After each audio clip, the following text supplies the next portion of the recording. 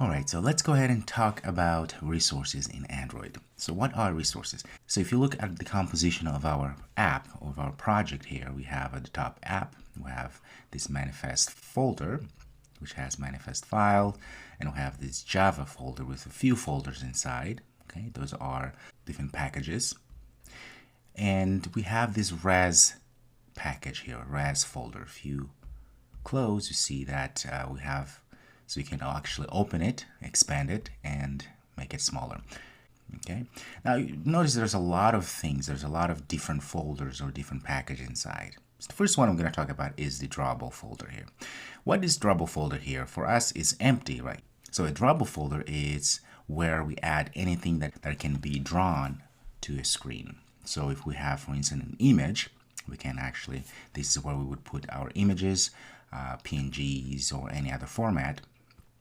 This is where we would put, for instance, also XML files for adding different states to our user interface. For instance, if we want to customize a certain button to have different states, right? So the click state, the active state, and so many other states, we would put our those XML files inside of our drawable. We also would put transitional drawables, so we would create an XML file that would have all the code, all of the logic that will allow us to then use that XML file into a user interface component, such as buttons or backgrounds of anything. For instance, if we wanted to create a fading transition of a background or of a button or anything else that we put on the screen, this is where we would put. So drawable encompasses everything that can be drawn to a screen.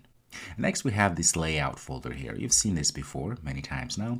In our layout folder, of course, this is where we create layouts of our applications. Essentially, this is where we create screens, user interfaces. The first given one is activity main layout. But you also notice we have two things here. We have activity main XML and we have content main XML. Let me explain a little bit what are the differences here. Now, if you click on activity main XML, this is where we usually work on. Now, if you click on the activity XML here, you notice this is what you're going to see. It's a little bit different. All right, so we have the same structure. Okay, we have then, in this case, we have the app bar. So if you go to preview, you notice see this would be the app bar, app layout bar. There it is. So essentially, in our activity main XML is drawing everything about our screen. Okay, it also drawing this floating button here, this one here. You notice in our XML we have this floating action button. So all of that is being drawn inside of our content main XML. So what's happening here is that we are including this content main, which is this one here. So all of these buttons that we have added previously. The activity main here, we can create as many layouts as we want, and we can include them here by using include layout and point to that file. So if we created, for instance, another file that says middle bar, for instance, that XML, we could come here and say include and say add layout, because we want to go to the layout folder. That's what this means, add layout / content main. In this case would be the name of the new file created. So what that would mean is that when we then run, we would then have that file user interface included. So that's the difference between the content main. So you notice in the content main XML, that's where we actually add user interface items such as buttons, text view, anything else. But in the content, in the activity main, this is where we include, if we wish to do so, what we've created outside, which in this case would be inside of content main or anything else or any other file that we have created. We will mostly be working inside of our content main XML, because this is where we can add things to our user interface and then call them, include them here inside of our activity main XML. All right, so next what we have, the next thing we have is the menu package or menu folder here. So this menu folder, if you double click, you notice that it shows here that we have at the top, we have this button, right? This will, when clicked, then we have this menu. So what's happening now is that we are inflating, we are getting, so this is where we put all of the menu items that we want, right? If we want to, for instance, at this point here, we have this button. So when they click, they have this setting. So this is what they will see. This is the item. So we could have added other items as well. For instance, we could have said item.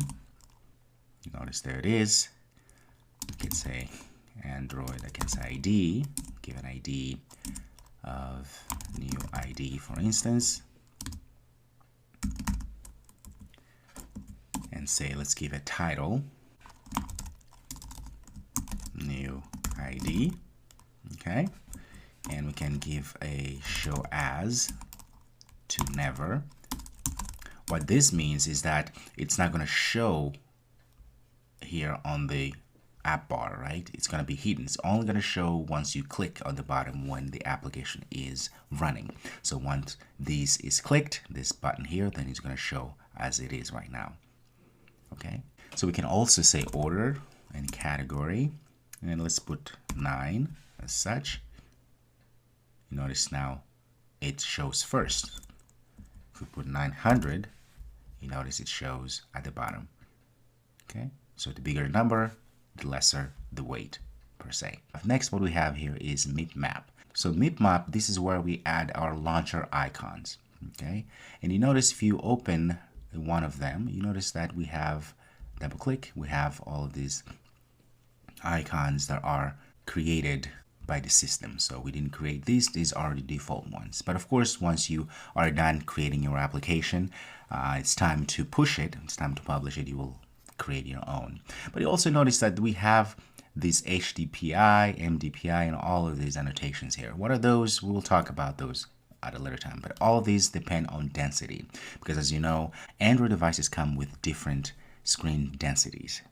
For our applications to be able to show the best HD, the best high definition assets, we need to include different sizes or different densities of the same icon or of the same image. So that's what's happening here. And so first you see here we have HDPI and we have MDPI for medium, XHDPI, and so forth. And we'll talk about that at a later time.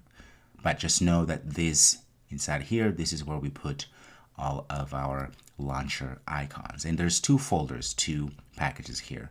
So one is round and the other one is just rectangular. So if you double click on one of those, you notice there's a background, and it's showing that the background is white and is circular.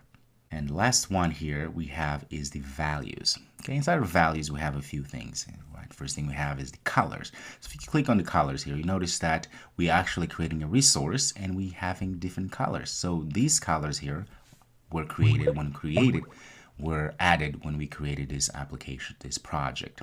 But nothing prevents you from creating your own color. So the way you create your own color, you said color, and you have to pass a name so that we can reference the name. I can say my gray or something like this, and I can put a hex code if I know. Okay. The other way to know to get a hex code, if you click in one of these, right, this happens, so you can pick a different color. Right, and you notice that we have hex code here. So as you pick different colors, this hex code is changing as well. So let's say if we want some sort of gray, let's use that one. I'm going to copy this and just cancel, and I'm going to pass it in here. So now this my gray color, I can use it anywhere I want. So if I go to my content main and I say, for instance, background, and I say add color, look at that. Now I have my gray. Look at that. It has changed. Okay. So it's very important to declare all of your colors. Get rid of all these. It's important to declare all of your colors inside of the colors.xml because it's easier for you. That way you are dividing your code, your presentation from your code. And that's a very important concept when developing Android applications. The next one we have here is daemons, stands for dimensions. So dimensions, we can add predefined dimensions to our application. For instance, there's this one called fab margin, and it's 16 dp. Okay, it is just pixels. So what this means is that now if we want to use 16 dp as a dimension for anything in our applications, we can just go and invoke the fab margin as the ID, the name. A good example, if we go back to our content In fact, if we go back to our content main, to our activity main here, you'll notice if we go down here, it says layout inside of our floating action. It says layout, says 16dp. However, when you hover over, you notice that the actual instantiation comes from our daemon fab margin. What it says there is that the layout margin, we are accessing our dimension folder, our dimensions XML, and we are getting the fab margin, which is exactly what we saw here, right? If we go to dimensions, this. Okay. Now, it's all hidden here. If you don't pay attention, you will see that it doesn't say add daemon and then the margin, but if you hover over, that's when you see it. And the reason why this is the way it is just to unclutter, I guess, the user interface here for us developers. But you notice also we know that this is we're getting this value from somewhere else because the color is different, right? It's kind of a yellow, different color. Hover over, and there it is. If you want to predefine certain dimensions in your application, this is where you predefine them inside of our daemons.xml. And next we have strings. Now strings is probably one of the most used one because this is where we declare all of our strings or text in our application. You notice we have a predefined one here. We have this string name, app name, material UI buttons. Now if you go back and run this application, you'll see we have this material UI buttons. So this actually comes from our declaration we have created. Well, in this case, the IDE created for us, right? So it's calling this app name and is getting this value. Now, where is this being called? Well, this is actually being called inside of our manifest here. If you double click, you'll notice we have, you see, now that yellow color we talked about, which means that this is actually being fed from our strings. So if you hover over, you see it says string / app name. All right, material buttons. So strings, needless to say, is a very important file because this is where you should always come to create all of strings that you use in your application. Now, the other incentive for us to always declare our strings inside of our strings XML is that if you wanted to localize, which means if you want your application to have French or English and other languages, this is going to make the job much easier because you can create as many strings as you want to target those languages. So this one will be English, obviously, and you can create another strings that would be, for instance, for Spanish. So you have the same text now in the same text with the same ID, but now in a different language. And anybody in the world whose phone settings is in a different language, it will pick up that language. That's what we call then the app is localized, okay? So it's very important to always put all of your strings inside of our strings resources. The next thing is styles. Now the styles is another very important XML file here because it allows you to brand your entire application. If you notice, the style is invoking or getting information from all different folders, files that we talked about. For instance, the color primary, you remember this one, it says add color primary. Well, this add color is coming from where? Colors, yes. So it's invoking this color primary, which gets this color here, which is this very nice, I would say, bluish color there, okay? And of course we have another one here, but at the top here we have also different app themes. There's light dark action bar. We can actually change it to something else if you click on like that. If you just say dot, and then there's so many others you can use.